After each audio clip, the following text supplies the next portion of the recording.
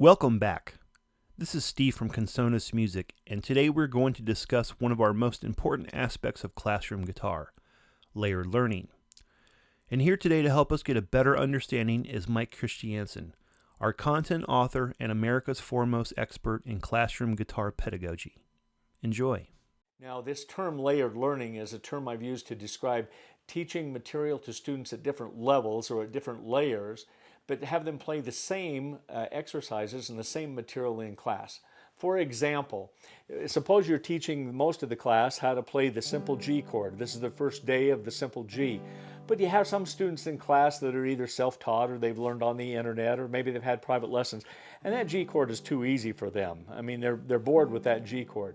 So you can have them play this G chord, or you can have them play this G chord, or this G chord, or maybe even this G chord.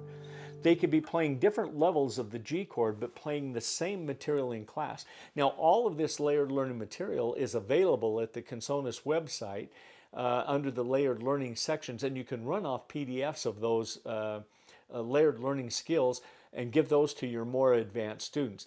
This layered learning makes it so that you have everybody involved in the class. The students who are more advanced are not bored, and the students who are less advanced are not overwhelmed by everything. So I showed you with the chord. Now let's talk about some strum patterns. I'll show you a way it can be used for that. I'm going to have you look at lesson number 11. Now in lesson number 11 in the book, there's a very simple strum pattern there for 4/4 time. One of the first strum patterns they will learn, down, down, up, down, down. But again, that might be fairly simple for your students. To learn that strum pattern, maybe some of the students will want something more challenging. So in the layered learning section of lesson number 11, you'll see a bunch of strum patterns there that are at different levels, and they are sequenced there so that they can play a strum pattern which suits them and which challenges them.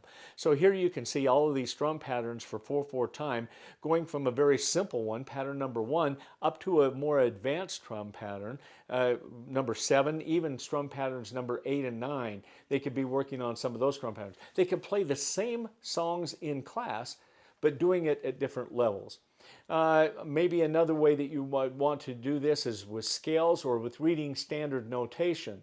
Now with standard notation, all the music we have in the book in tablature is also available in standard notation. So the more advanced students might be playing the same material, only reading standard notation rather than reading tablature. Suppose they're learning how to play a piece from lesson number 24. This piece is called Gypsy Waltz. Now, most of the students would be playing this piece, Gypsy Waltz, from lesson number 24, in first position, and they're fairly green to reading standard notation. They've learned the notes on 3 strings, so they're playing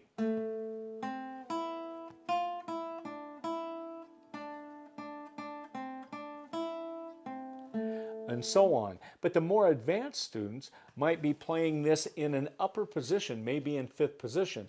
So in lesson 24, under the layered learning section, it shows where the notes are located for 5th position. So those notes in 5th position, after they learn those notes, they could go back and play Gypsy Waltz, and they could play it now in an upper position rather than in 1st position.